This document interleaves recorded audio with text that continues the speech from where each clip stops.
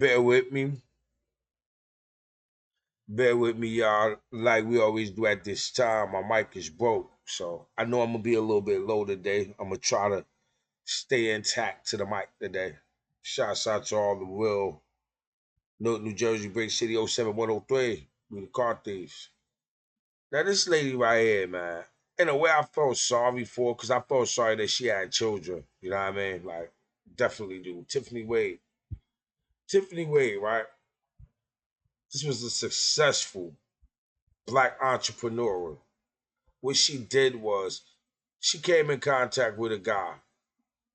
When she came in contact with the guy, he, Armin Hilton, he married her. He put her down and he was finna go to jail.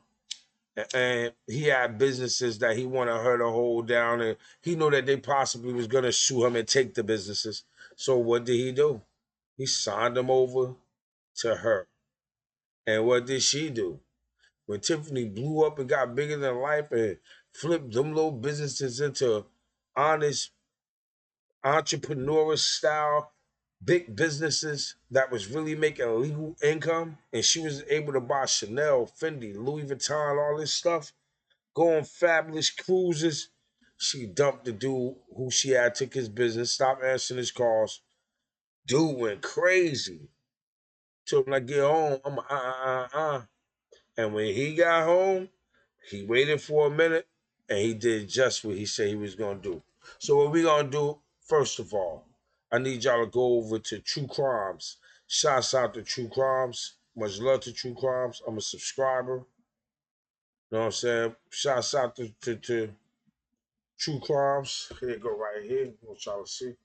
Go over there and check them out. I ain't joined the membership thing, but you know, it's RG. Go over here and check them out. Let them know Costa, Don Sancho, and shit like that. You know what I'm saying? And you go from there, man. Let's get into the video.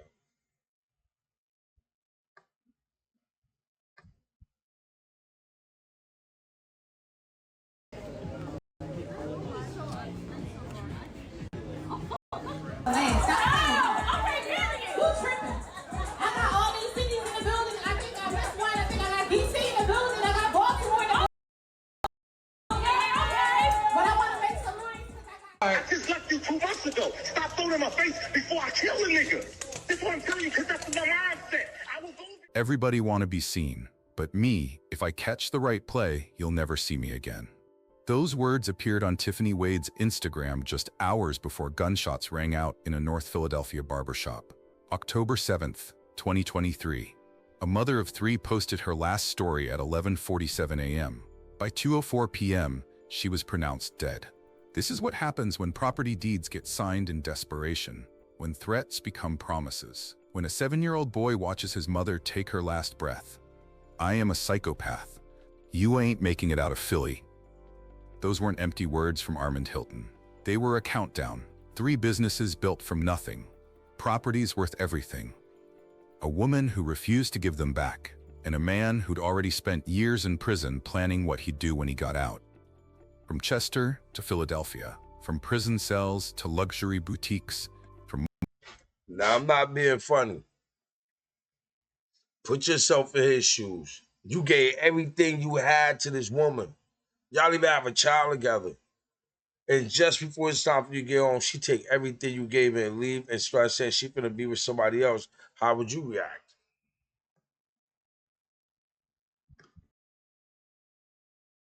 Muslim prayers to murder scenes. This is the story of Tiffany Wade, known online as Naila Amour the Blueprint. A registered nurse, a businesswoman, a mother, and the ex-husband who made sure her success story ended in blood. Welcome to True Crime Anatomy. To our amazing subscribers, thank you for being with us.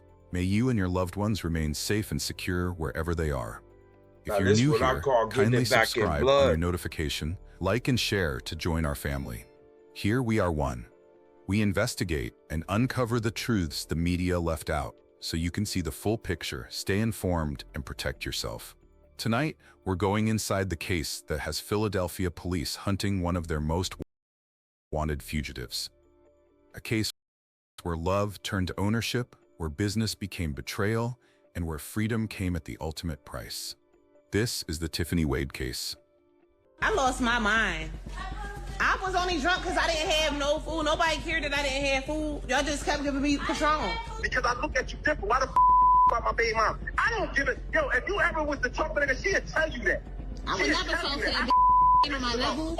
She ain't do nothing to me, and she never been in my circle. She never been around me. And you've been bringing it up, bringing it up, bringing it up. So now I'm gonna give you what you want. I'm never gonna touch you again. I'm never physically gonna hurt you. You marry this nigga, I'm blowing this head off on everything I love. I'm going back to prison. Born June 17th in Coatesville, Pennsylvania, Tiffany Wade came from a devoted Muslim family. By 20 years old, she'd already earned her nursing license, an achievement that would have made any parent proud. But Tiffany wasn't content with just one success. Online, she built Now, she was successful as hell. Why not just give him back his shit? She could have paid this man back, got him out her face, broke that down a little bit smoother than what she did. You don't play with that money, man. I'm telling you. That shit'll get you taken off the earth playing around. Ask her. a different identity. Nyla Amore, the blueprint. 3 businesses carried her name. Kisses Care Home Care, where she managed healthcare services. Kisses Amore Extensions, selling luxury hair. And Seasoned Kisses, her newest venture. Every morning, she'd post reminders for her followers to read the Quran. Every evening, she'd upload videos of her latest purchases. I love dealing with a rich bitch. Cause she gonna trick and we gonna trick bigger.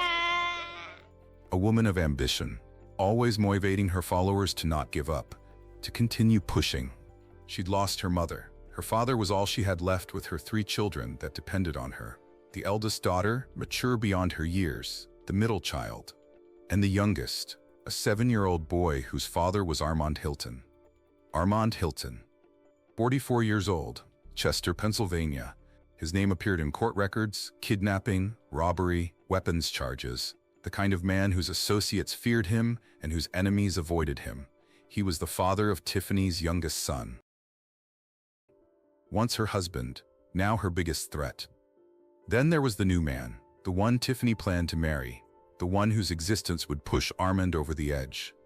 Her father watched from the sidelines, worried but powerless. Her online followers saw the glamorous posts, but also the screenshots of threats she shared. Thousands of people watching a tragedy unfold in real time. Armand involved in criminal activities that led to his arrest. But he already transferred everything to Tiffany's name. His criminal activities made him a target for asset seizure. He needed someone clean, someone trusted, someone who'd wait for him. When I get out, baby, we'll be set. Just hold it down for me. She agreed. Nah, she let that money get to her head. And like I said, even if she ain't love dude no more, I get it.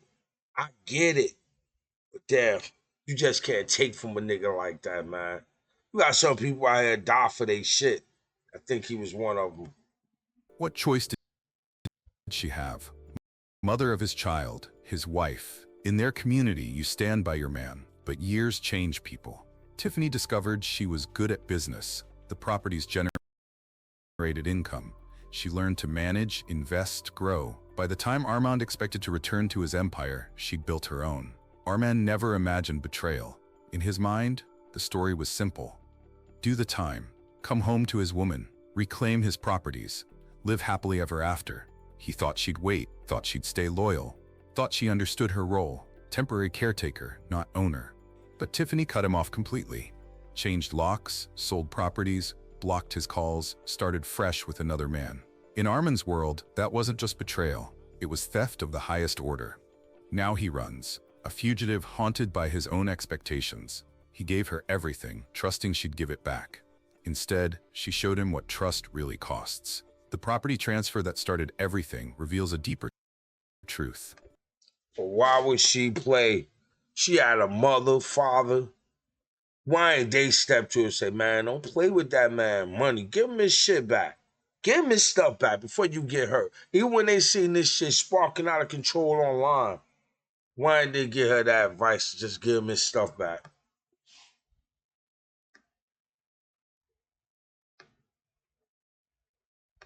I mean, when she started blocking his calls, She knew what trouble it was gonna bring. Even up to when she met her demise.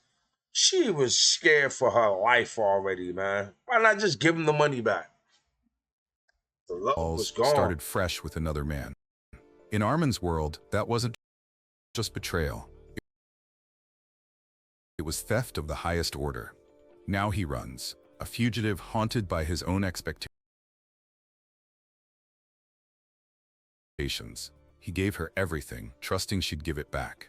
Instead, she showed him what trust really costs. The property transfer that started everything reveals a deeper truth. Criminal men often use women as shields. Clean names, clean records, clean hands to hold dirty money. Armand picked Tiffany because he thought love meant ownership, thought marriage meant obedience, thought their son guaranteed loyalty. He was wrong. She took his criminal empire and transformed it into legitimate success. 3 legal businesses from illegal properties. That transformation threatened more than his wallet. It threatened his identity. When control disguises itself as love, violence follows freedom.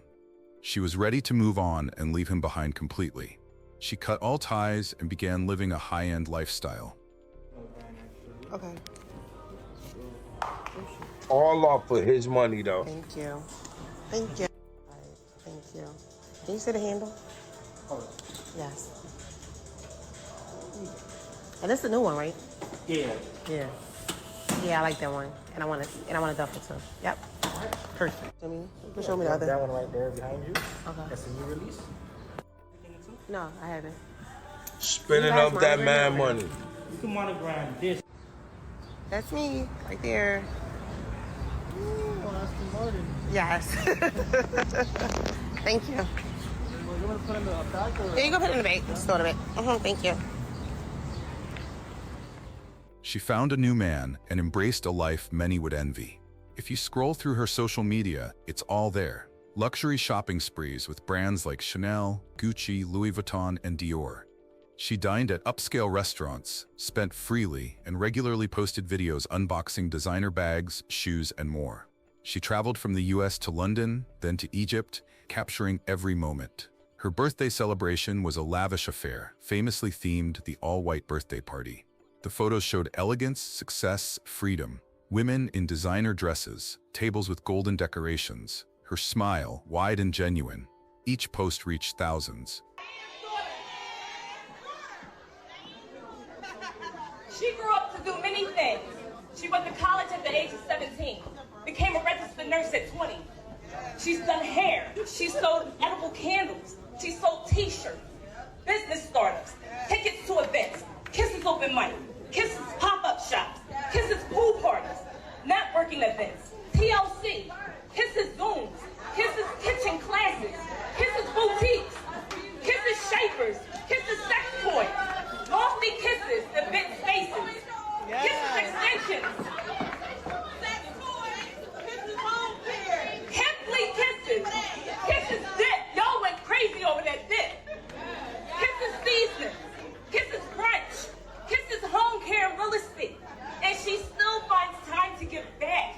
And her charitable contributions and self-motivation only adds to how special of a person she is. Including one viewer in Chester. So why not just give him back his money? She was so giving. See, this money is the root of all evil. And my prayers goes out to her and her family and her children.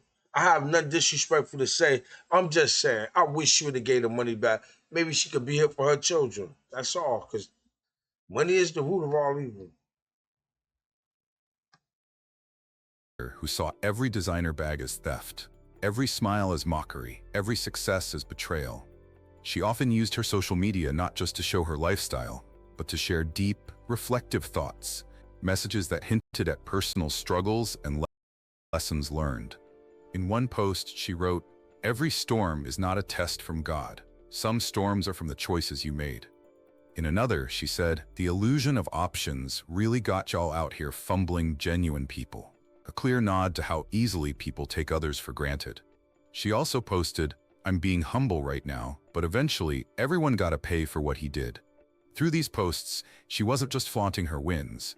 She was motivating her followers to push harder, to live better, and to recognize their worth. She had been living in peace, thriving, glowing, rebuilding her life. Until that one day came, the day Armand was released from prison. That day changed everything. Deep down, she knew her past wasn't finished with her. She knew the kind of man he was, how dangerous he could be. And from that moment on, she lived in fear. Her online presence stayed strong, but behind So why play about that little ass bit of money? Why play about that little ass bit of money? They don't say a little bit of money, but why play about that man money? the scenes, she was constantly looking over her shoulder. She became more vigilant, more cautious. Because Armand didn't stay silent for long. He started reaching out to her, at first just trying to get her attention. But then it escalated into full-blown threats. Violent, chilling messages that showed just how far gone he was. In one conversation, he raged. About you, I snap on it because I look at you different. Why the fuck did you worry about my baby mom? I don't give it. Yo, if you ever was the talk to nigga, she'd tell you that. I would never talk to that bitch. That bitch ain't on my level. She ain't the fuck nothing to me. And she never been in my circle. She never been around. I didn't know that bitch. And you've been bringing it up, bringing it up, bringing it up. So now I'm gonna give you what you want. I'm gonna touch you again. I'm never physically gonna hurt you. You marry this nigga, I'm blowing his fucking head off on everything I love. I'm going back to prison on everything. Man, I don't give a fuck about that. I told you stop throwing it in my face. If this is what you want to do, go in and do it. Stop throwing it in my face. All right. I just left you 2 months ago. Stop throwing it in my face before I kill the nigga. That's what I'm telling you, because that's what my mindset. I will go there. In another message read, "I'ma get it done. If you ever thought you was gonna get away with trying to play me like you did, bitch, you don't know who the fuck I am. I'm a psychopath. I don't want to wish. I will do it. I will get it done. That's what you don't understand about me." He continued, "Bitch, I don't give a fuck what you do. You ain't making it out of Philly. That boy is the only reason you're still walking around, so you better thank my son and Allah. You're miserable. I'm happy. I just want you to pay, and you're going to before I leave this country." Tiffany didn't hide these threats. She posted the conversations online, letting the world see the kind of fear she was living with. Some people said he was just bitter, unable to move on while she had. But others believed there was more to her posts than just venting. She was warning people. She was documenting her truth. Maybe even leaving breadcrumbs, just in case. Because she knew exactly what kind of danger was coming. And yet she still tried to live, still tried to love, still tried to inspire. Until the day he made good on every one of those threats. North Philadelphia, the 2500 block of West Lehigh. If it was your money, I'm gonna just ask the question. How would you feel? And went for the women. If you was in that situation and you know that you ain't want to be with the person no more, you done flipped their money 20 times. But you went all the way out like she did, like gangsterish like she did, like I ain't giving you nothing. And she lost her life over this, man. And they still looking for him, from my understanding. Avenue.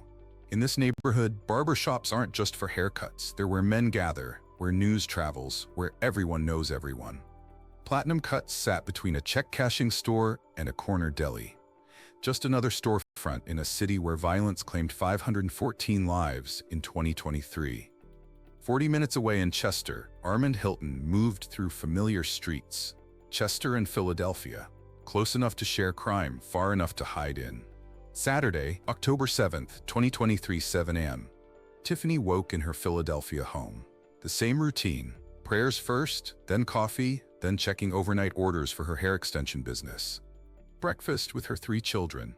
The eldest helped with the youngest. Normal family chaos. A client needed home care services for their elderly mother. Another wanted premium hair extensions for a wedding. Her final Instagram story. Stay focused. Your time is coming. Cut out distractions. She had no idea she was posting her last moment. 12:30 p.m. Come on, baby. Time for your haircut. Her 7-year-old son climbed into the car. Just another Saturday errand. Platinum Cuts was 15 minutes away, driving down Broad Street, then turning onto Lehigh Avenue, the same route she'd taken dozens of times. She arrived at 1:15, parking outside the barbershop. Security cameras on the corner captured her arrival. Her son jumped out, excited. He loved haircut days. Inside Platinum Cuts, the familiar smell of hair products and aftershave, barbers nodding hello. Her her son climbing into the chair, cape wrapped around his small shoulders. Other customers chatting about the Eagles game. Normal Saturday barbershop talk. Tiffany scrolled her phone, responding to messages about hair orders. At 1:45 p.m., the doorbell chimed. Someone entering. She didn't look up at first. A familiar voice, Tiffany, she recognized. Terrified she become, she looked up. Armand Hilton stood in the doorway. 2 shots, one to her torso, one to her head. He wasn't there to have a conversation. He told her he will come for her one day. And that is exactly why he was there. The gunshots echoed through Platinum Cut's barbershop. For a moment, nobody moved. The clippers stopped buzzing. Conversations died mid-sentence. Then a child's scream cut through the silence. High, desperate, primal. "Mommy, mommy!" Her son screamed from the barber chair, their 7-year-old son, cape still around his neck, watching his mother fall. Armand turned, running, leaving his own child's cries behind. She knew he was looking for her. She posted his threats publicly. Why didn't she leave Philadelphia? Why did she stay where he could find her? Was it courage? Was it defiance? Or was it something else? The belief that he wouldn't really do it, not in front of their son? 1:49 p.m., first 911 call. Someone just shot a woman. Platinum Cuts on Lehigh. There's blood everywhere. She's not moving. Her kid is here. The shooter just walked out. Black male, 40s, heading east. Within minutes, West Lehigh Avenue filled with sirens. Police cars, ambulances, fire trucks, the entire block shut down. Paramedics worked on Tiffany Wade. 2 gunshot wounds, one to the torso, one to the head. Blood pooled on the barbershop floor while her son watched, still wearing the haircut cape. The paramedic looked at his partner and shook his head. Time of death, 2:04 p.m., October 7th, 2023. Tiffany Wade, known as Tiffany, was gone. Homicide detectives arrived. Yellow tape stretched across the barbershop entrance. Evidence markers placed next to shell casings.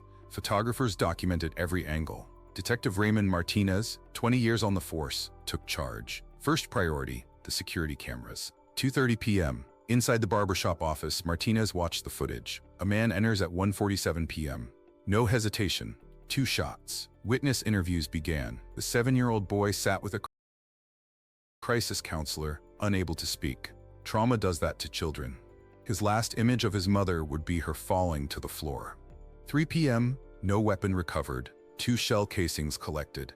9mm. The killer took his gun with him. Back at police headquarters, the name went into the system.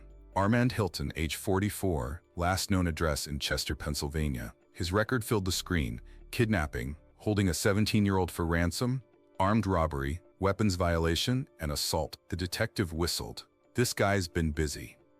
4 p.m. The motive became clear when detectives checked Tiffany's social media, screenshot after screenshot of threats. She'd posted them all publicly, a digital trail of escalating violence. 4:30 p.m. The All Points Bulletin went out. Armand Hilton, armed and dangerous, do not approach. Every cop in Philadelphia, Chester, and surrounding counties had his photo. Social media exploded. Justice for Tiffany started trending within hours. But the comments revealed a community divided. She was a queen. 3 businesses. 3 kids. She didn't deserve this. But for people who knew something, their comment differ. Why did she keep his properties, though? She knew who he was. Victim blaming at its finest. A woman is dead. The Muslim community organized prayers at the local mosque. Tiffany's father stood outside, accepting condolences, his face hollow with grief. An intensified search followed. At 6 p.m., tips poured in. The FBI entered the case. The Philadelphia District Attorney's Office filed formal charges: murder in the first degree, robbery, violation of the Uniform Firearms Act, all against Armand Hilton, who hadn't been seen since he walked out of Platinum Cut's barbershop. $20,000 reward for information leading to arrest and conviction. The announcement echoed across news stations, social media, street corners. Someone, somewhere, knew where he was hiding.